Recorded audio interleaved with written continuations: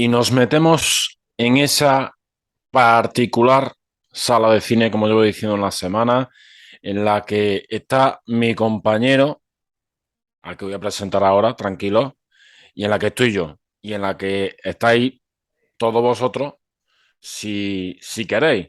Mi compañero, el que está también en esa sala de cine todos los jueves, es periodista, amigo, Cristian López.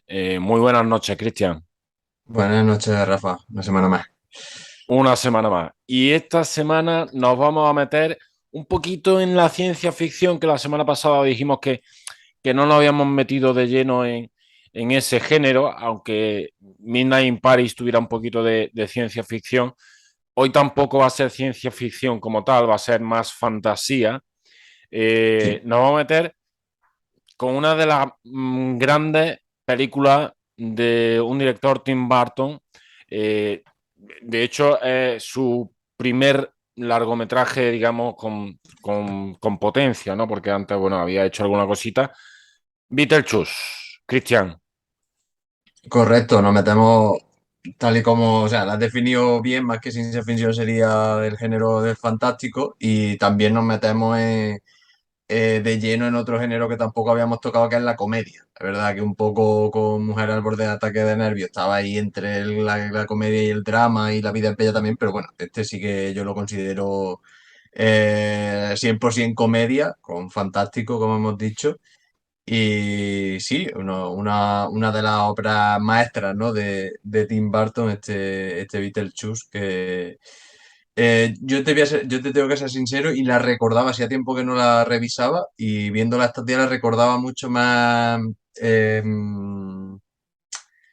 rebelde, no sé cómo definirla, mucho más transgresora la película, pero sí, se mantiene bien a pesar de la...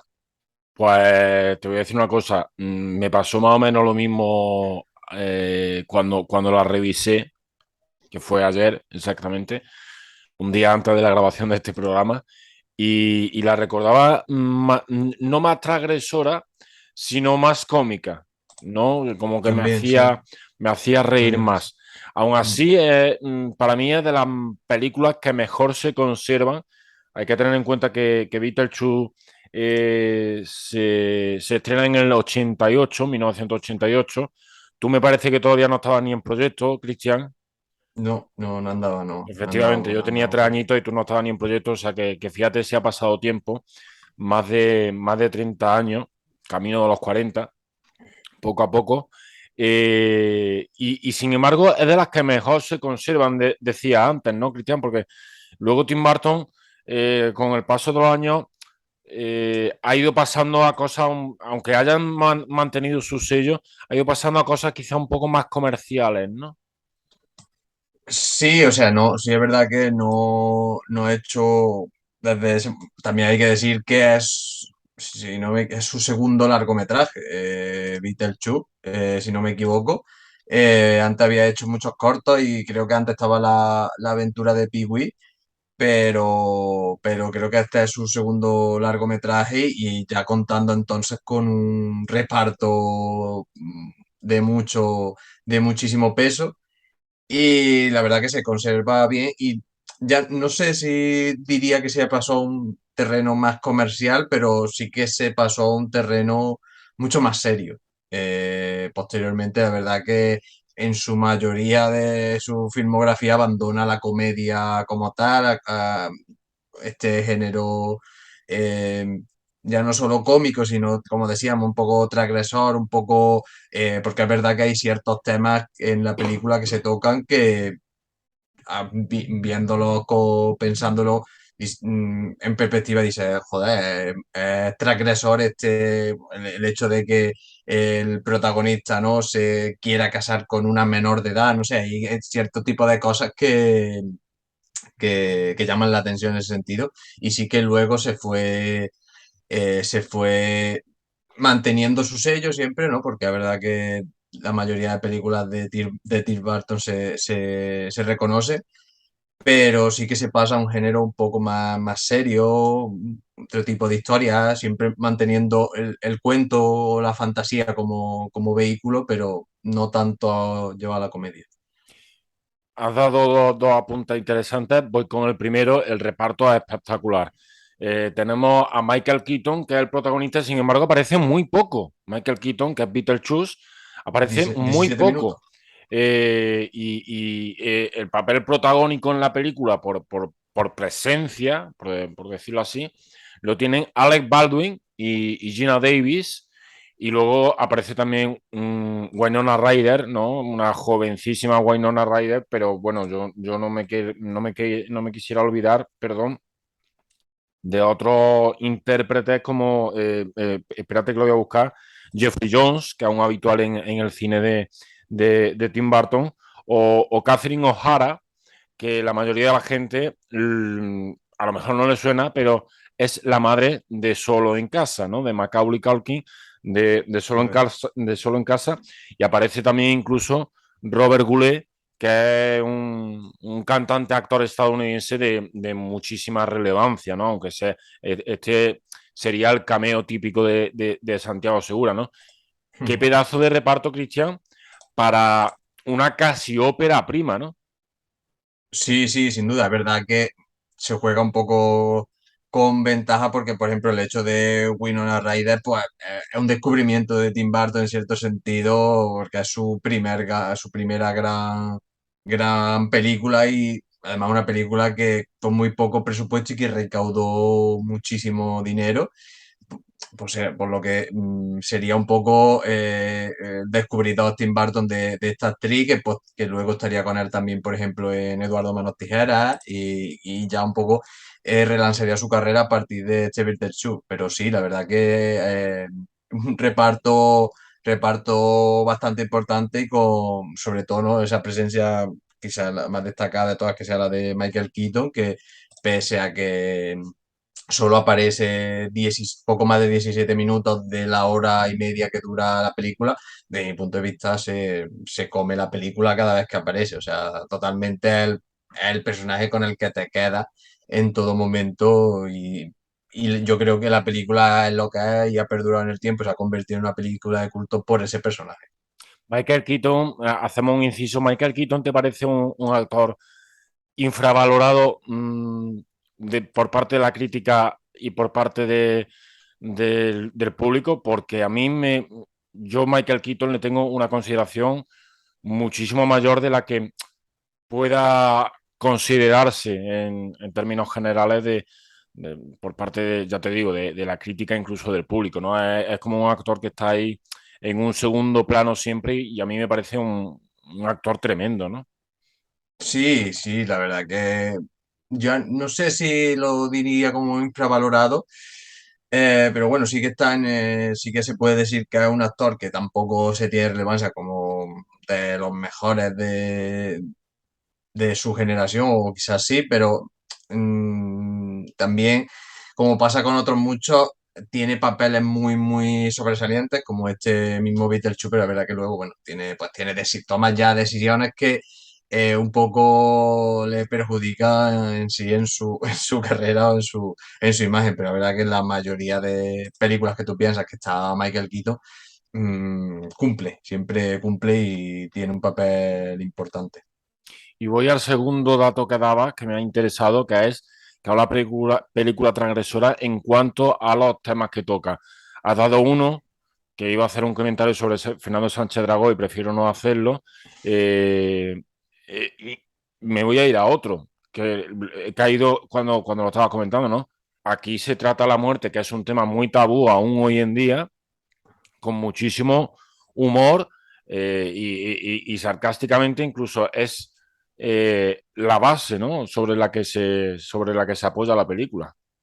Sí, es quitarle peso completamente porque sobre todo que lo que es una de las cosas que llaman la atención y que es verdad que es una fórmula que a posteriori en cierto modo se ha repetido, pero no en eso y es el hecho eh, de que sean los muertos los que en cierto modo tienen miedo a los vivos o un poco va así, es verdad que la película va avanzando y se va cambiando un poco esa perspectiva, pero no llega a cambiarse el todo, pero de primera sí que es verdad que es un poco son los muertos, esos fantasmas que están en la casa son los que tienen el problema y los vivos son los que quieren que haya fantasmas. Entonces, esa perspectiva sí que es verdad que no se ha tocado mucho y en cierto modo eso, le quita peso a la muerte y lo pone desde una perspectiva cómica que la hace, sí, bien, acabar con ese tabú, ¿no?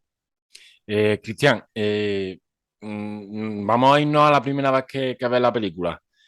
En el momento en el que Alec Baldwin y Gina Davis, que son pareja en la película, caen por el puente, eh, ¿tú crees o piensas o imaginas lo que va a venir después? Es decir, ¿está muerto? No, desde luego que la primera vez que lo ves, si no has leído nada, ni has leído la sinopsis, ni absolutamente nada, está claro que te pilla contrapié ese dato, básicamente por cómo se hace, ¿no? Al final no es un accidente que diga, "Buah, de aquí no han salido", y lo hace además con una elipsis que directamente aparecen en la casa tan tranquilamente por lo que te da, no te lleva a ese pensamiento, desde luego, la escena. Hablaba de que los muertos le tienen miedo a los vivos. Los vivos son una auténtica mosca cojolera, ¿no? Incluso Jeffrey Jones, que hace de padre, casado con Catherine O'Hara y cuya hija es Winona Ryder, por poner en perspectiva para la gente que no haya visto la película o no conozca a los actores y actrices. Incluso Jeffrey Jones decía que, digamos, es un poco el más sereno de todos o el más sensato. Qué coñazo de vivos, ¿no? Incluso aquello de me da más miedo los vivos que los muertos porque los muertos no me pueden hacer nada, ¿no? Aquí los vivos son una perrería, vamos. Sobre todo Catherine O'Hara, ¿no? Desde luego, la verdad que es eso que comentábamos, ¿no? Lo que te choca la primera vez que la ves, ¿no? El hecho de que al final, acostumbrado a ver películas de este tipo, de Casa Encantada, no es lo lógico el hecho de cómo se toman este tipo de personajes, haciendo también, eh, aludiendo también al capitalismo salvaje americano de eh, una inversión es una inversión, yo invertí en esta casa y tiene este, no sé, cuenta, tiene fantasmas, ¿no? Pues lo vamos a utilizar, ¿no? Como un incentivo para revalorizar aún más la casa. Desde ese punto de vista se juega y la verdad que sí, que son personajes, dos personajes muy irreverentes, pero que bueno, juegan con ese papel, con ese contrapunto completamente con los otros dos, los anteriores dueños de la casa y es un papel bastante cómico en el sentido, de hecho, hablaremos un poco más adelante, pero bueno, estos personajes protagonizan la que es mi escena favorita de Sí, la película. probablemente sea también la mía. Nos vamos encaminando, creo que los dos hacia la misma escena.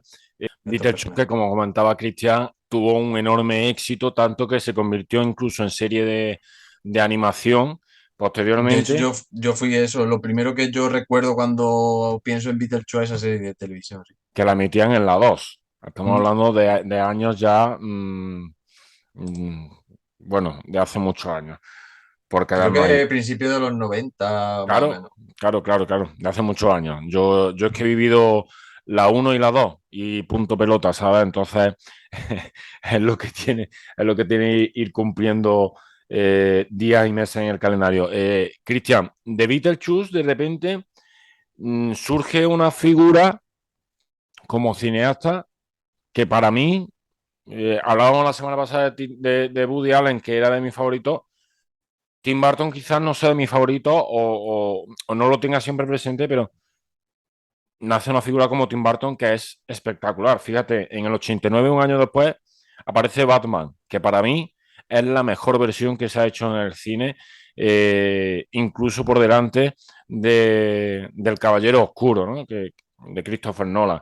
En el 90 hace Eduardo Manos Tijeras, que es otra película que adoro. En el 92 hace la segunda parte de Batman, que todavía las películas buenas, porque Tim Burton produce Batman Forever, que ya cuando empieza la decrepitud Ujú. desde mi punto de vista, de la familia Batman, por decirlo así, pero es que después viene eh, Pesadilla antes de Navidad, Ed Wood, eh, James y el Melocotón Gigante, Mars Attacks, que Mars Attacks es otra película estupenda, Sleepy Hollow, hace la versión de El planeta de los simios, Big Fish, Charlie la fábrica de chocolate, y paro ahí ya porque si no, no paramos. De repente, Beetlejuice es como la caja de Pandora en cuanto a Tim Burton, ¿no?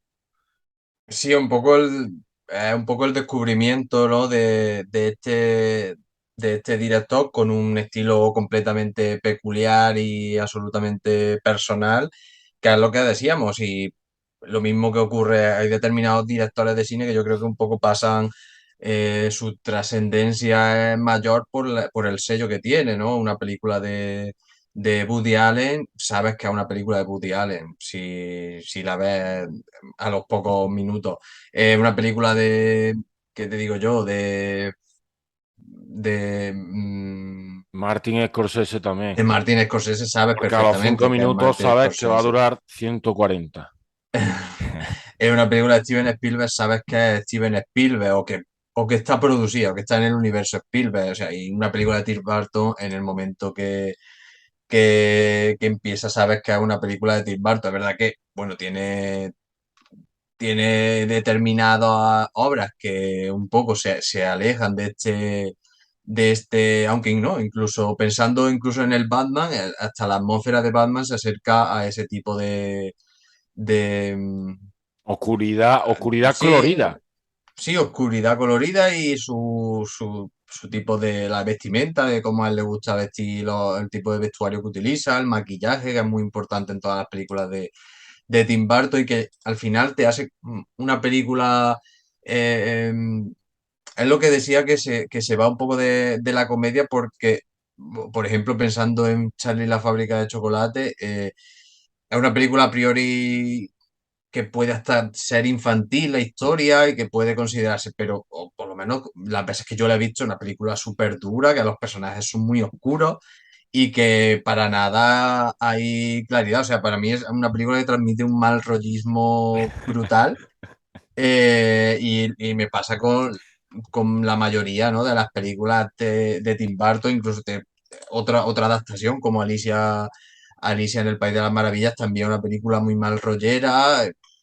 Y así, es verdad que de las pocas que te sacaría, que yo la veo y digo, o incluso has mencionado a Eduardo Manos Tijeras. Eduardo Manos Tijeras es una película súper triste, o sea, es una película, mm, que no, la ves y no te dan ganas para nada, por lo menos de vivir en ese De vecindario, o sea, saltar, de reír. no, o sea, tú te ves viviendo en ese vecindario y dices, me ahorco antes, ¿sabes? Que estás en una casa de estas, tío. O sea, es súper triste. Es que si hay una de las pocas películas que yo diría que casi que es la única de Tim Burton que tiene un espíritu optimista, tiene un espíritu alegre, aunque es verdad que luego tiene un mensaje duro también, un mensaje muy complejo, es Big Fish. Yo creo que es de las pocas cuya historia, te va dando luz y te va diciendo, esta puedes verla en un día de lluvia que no te va a pasar nada. Incluso Dumbo, que no sé si has llegado a ver la Es versión otra, sí, también, también, es un poco.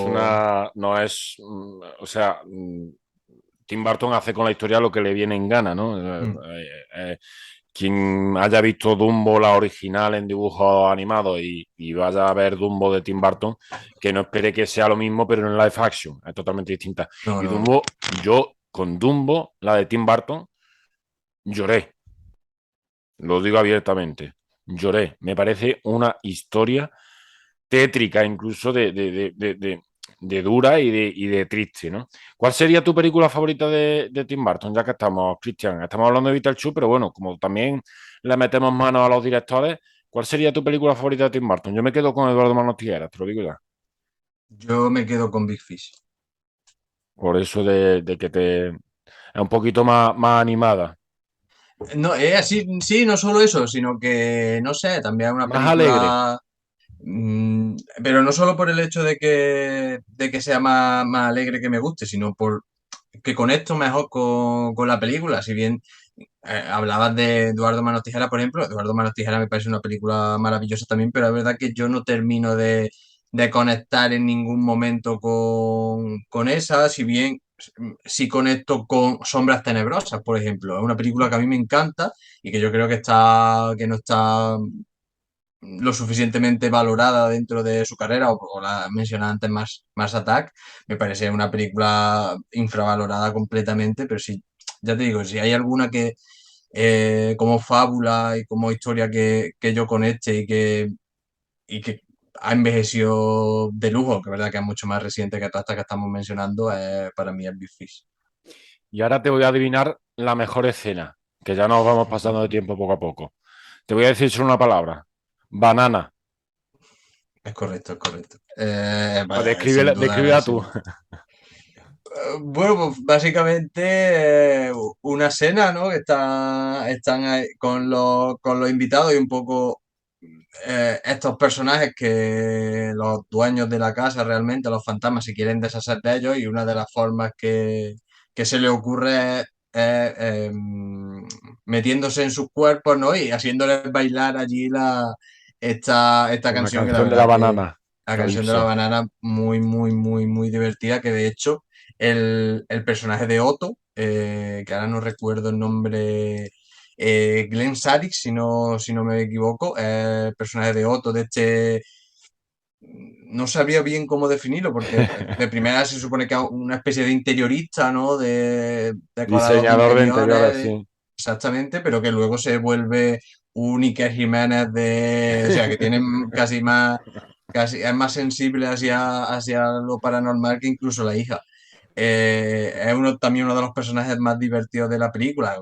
Además, un personaje, o sea, un actor muy, muy importante, que por ejemplo le guste Seinfeld, pues ahí está en Seinfeld. Eh, y en su funeral, la última canción que sonó es esta de Banana. O sea que para que vean la trascendencia que tiene la película y que ha tenido para los actores, y bueno, que es una escena súper divertida. Esa es nuestra escena favorita. Y ahora, Cristian, nos vamos a ir al momento, digamos, complicado de la noche, como siempre, que es el momento. Miro para abajo porque estoy buscando aquí en el móvil el tablero de notas, que te lo he pasado también a ti para que lo tengamos presente, porque efectivamente llega el momento de ponerle nota a Beetlejuice. Te lo dejo a ti de principio. La verdad que le voy a poner una nota más baja de lo que esperaba, por lo que te he comentado, ¿no? Porque al revisionarla, la verdad que es eso, ¿no? La veo un poquito menos transgresora, un poquito menos rebelde o menos divertida, como hemos dicho, de lo que la recordaba, incluso de lo que recordaba en la serie de animación me refiero. Pero aún así, lo que hemos hablado tiene momentos desternillantes, tiene momentos muy buenos y ha envejecido bastante bien. Le voy a dar un 8. Bueno, no está mal la nota. O sea, quiero No, no decir está mal, pero quiero decir o sea, en mi cabeza tiene una nota que mayor. sí, que sí ha bajado después de la revisión.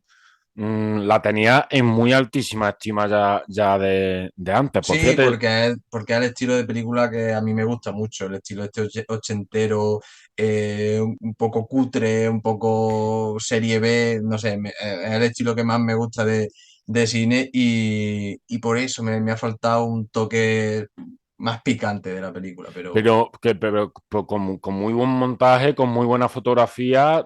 Es decir, bueno, y se llevó es uno, y se serie B, llevó un Oscar a mejor maquillaje, que no lo claro, hemos es dicho, serie pero B, es muy serie B, pero a la vez tiene calidad fílmica, sí, ¿no? sí, sí, sí. Pues fíjate lo que te voy a decir. Yo es que tenía pensado ponerle un 8. Cristian, la próxima semana, si ves conveniente, empezamos a cambiar notas. Porque aquí estamos hablando ya de, sería la novena película la próxima semana y ya tenemos que empezar a hacer esto de las cábalas de la Ujú. comparativa, esta película, la otra y la otra. Si te parece. Mientras, vamos a ir pensando de qué vamos a hablar Y sin más, pues muchísimas gracias, como siempre, y a bailar la canción de la banana. Muchas gracias a ti, como siempre, Rafa. Un Hasta la abrazo próxima semana. fuerte, Hasta un abrazo luego. fuerte. Hasta luego, Cristian.